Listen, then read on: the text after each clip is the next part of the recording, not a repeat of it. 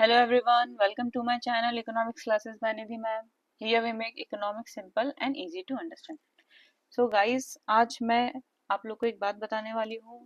मैं macro economics की एक सीरीज चालू करने वाली हूँ जिसमें मैं उसके स्टार्टिंग से लेकर एंड तक जितने भी टॉपिक्स हैं उसके लाइन वाइज मैं वीडियो बनाऊंगी। आई होप ये मेरे वीडियोस आपको हेल्प करेंगे। इकोनॉमिक्स जो कि एक बहुत ही टफ सब्जेक्ट लगता है बच्चों को, वो उनके लिए एकदम ईजी बन जाए मेरे वीडियोस के थ्रू।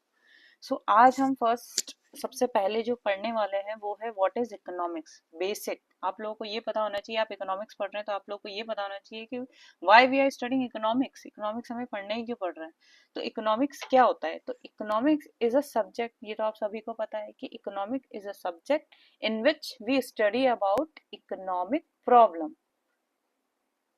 अब आप बोलेंगे ये इकोनॉमिक प्रॉब्लम क्या होती है, तो इसको बताने के लिए सबसे पहले मैं आपको कुछ बताऊंगी। आपने एक वर्ड सुना होगा, रिसोर्सेस।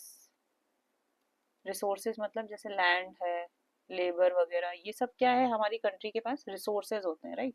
हर कंट्री के पास ये रिसोर्सेज होते हैं, लेकिन कोई इसको बहुत बेटर इफेक्टिवली इफिशिएंटली यूज कर रहा है, लेकिन कोई उसे ज्यादा अच्छे से यूज नहीं कर पा रहा, राइट। तो हर कंट्री के पास ये रिसोर्सेज होते हैं और इसी का यूज करके वो अपनी कंट्री की इकोनॉमी को चलाते हैं, राइट। अब हर कंट्री के पास ये रिसोर्सेज कैसे होते हैं पता है, लिमिटेड। सबसे पहला फीचर इस रिसोर्स का होता है, हर किसी के पास ये रिसोर्सेज पता है कैसे होते हैं, लिमिटेड। एंड दूसरा फीचर इस रिसोर्स का ये होता है कि इनके जो यूज होते हैं ना, वो ऑल्टरनेटिव यूजेस होते हैं। ऑल्टरनेटिव यूजेस मीन्स आप इसका एक से ज्यादा कई अलग अलग चीज में इसका यूज कर सकते हो। For example land, right. Land एक ऐसा रिसोर्सेज है जो लिमिटेड है हमारे पास, आपको भी पता होगा। इंडिया के पास जो लैंड है वो लिमिटेड है, एंड इसके ऑल्टरनेटिव यूजेस मतलब आप एक जो लैंड होती है उसका आप कई तरीके से यूज कर सकते हैं, राइट।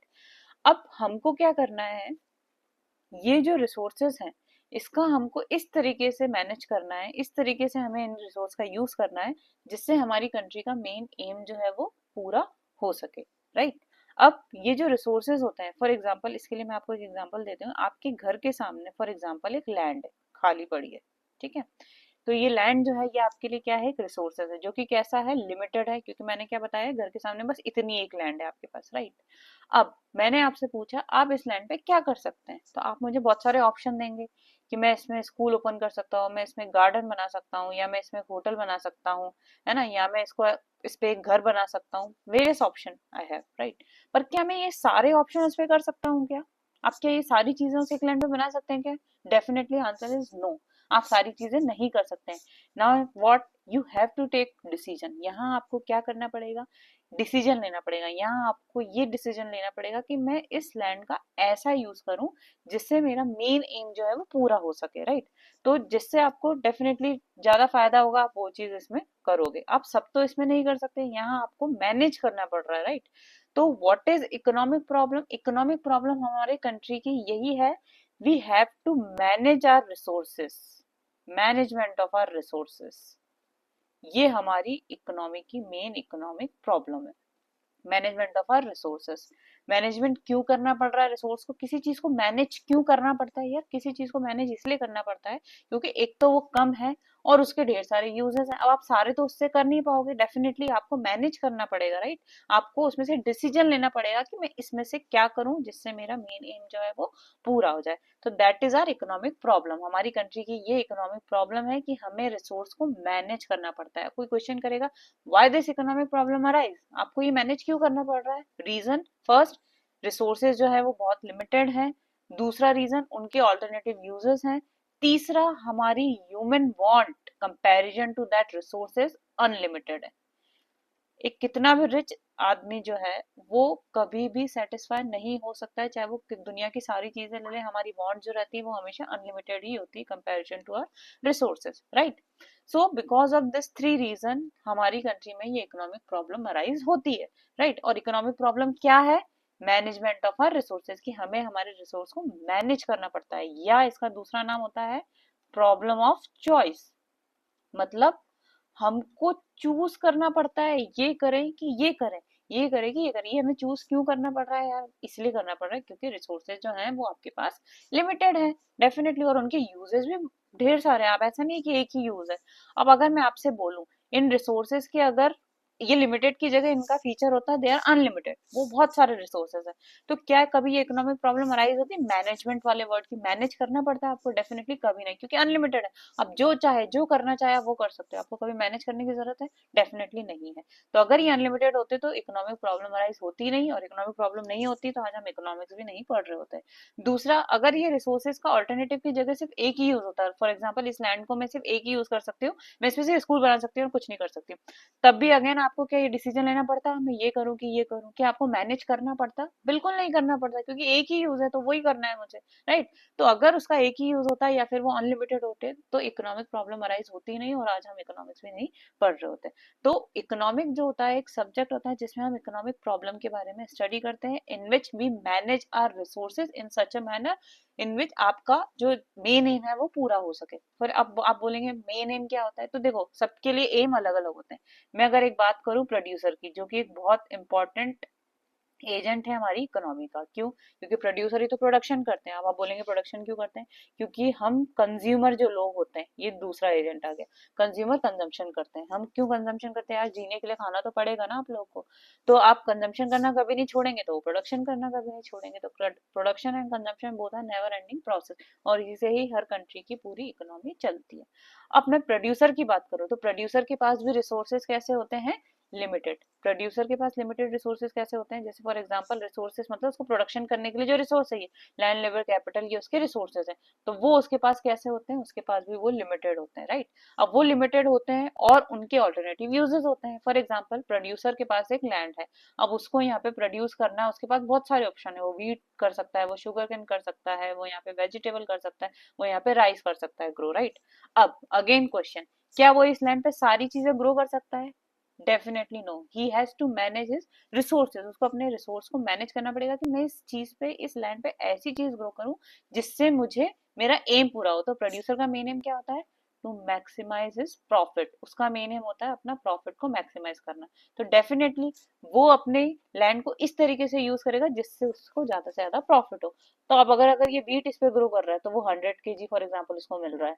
अगर वो शुगर केन करता है फॉर एग्जाम्पल उसको 60 kg मिलता है। वेजिटेबल कर रहा है तो फॉर एग्जाम्पल 80 kg मिल रहा है, और राइस कर रहा है तो फॉर एग्जाम्पल 40 kg मिल रहा है। अब आप ही बताओ वो कौन सा इसमें ऑप्शन चूज करेगा? डेफिनेटली 100 kg वाला, क्योंकि वीट उसको ज्यादा मिल रहा है तो वो उसको चूज करेगा। तो यहाँ पे प्रोड्यूसर भी क्या कर रहा है? मैनेज कर रहा है अपने रिसोर्सेज को। उसको सोचना पड़ रहा है कि मैं ये करूँ कि ये करूँ। क्यों करना पड़ रहा है? क्योंकि उसके पास रिसोर्सेज लिमिटेड है और उसके ऑल्टरनेटिव यूजेस हैं। तो वो सारे तो ऑप्शन यूज नहीं कर सकता है, उसको यहाँ पे अपने रिसोर्स को मैनेज करना पड़ेगा कि इससे मैं इतना कर लेता हूँ, इससे मैं इतना कर लेता हूँ, राइट? उसका मेन एम क्या होता है? To maximise his profit. अब मैं बात करूं कंज्यूमर की, तो कंज्यूमर के पास भी रिसोर्सेज लिमिटेड होते हैं। अब आप बोलेंगे कंज्यूमर के पास रिसोर्सेज, वो तो प्रोडक्शन करता ही नहीं है। बिल्कुल सही, कंज्यूमर प्रोडक्शन नहीं करता, लेकिन कंज्यूमर के पास उसके लिए रिसोर्स क्या होती है? उसकी इनकम। अब उसके पास उसकी इनकम हमेशा कैसी रहती है? उसकी वांट के कंपैरिजन में हमेशा लिमिटेड होती है। आपकी जेब में फॉर एग्जांपल 10 रुपए हैं, ठीक है? मैंने बोला आप इस 10 रुपए से क्या खरीद सकते हैं, तो आप बताओगे मैं 10 रुपए से चॉकलेट ले सकता हूँ, पेन ले सकता हूँ, पानी की बोतल ले सकता हूँ, राइट? या फिर मैं कोई कॉपी ले सकता हूँ, बहुत सारे ऑप्शन है। अब मैं बोलूंगी क्या आप 10 रुपए से सारी चीजें खरीद सकते हैं क्या? डेफिनेटली नो, आप सारी चीजें नहीं कर सकते हैं। आपको आपको चूज करना पड़ेगा कि मैं ये करूँ या ये करूँ जिससे मेरा मेन एम पूरा हो जाए। अब आप बोलेंगे कंज्यूमर का main aim profit maximisation, no. Consumer का मेन एम होता है मैक्सिमाइज हिज सेटिस्फैक्शन। वो डिसीजन इस तरीके से लेगा जिससे उसका सेटिस्फैक्शन मैक्सिमम हो। वो अपने पैसे ऐसे खर्च करेगा, वो अपने रिसोर्स को ऐसे यूज करेगा जिससे उसका सेटिस्फैक्शन मैक्सिमम हो। तो मैं उस 10 रुपए से वो चीज खरीदूंगी डेफिनेटली जिससे मुझे सेटिस्फैक्शन मिले। फॉर एग्जाम्पल मुझे बहुत ज्यादा भूख लग रही है तो मैं उससे कुछ खाने की चीज खरीदूंगी, ना कि कॉपी या पेन खरीदूंगी। Got it? सो हर किसी के पास ये रिसोर्सेज लिमिटेड होते हैं and they have alternative uses. So you have to manage your resources. This is the main economic problem of our country, right?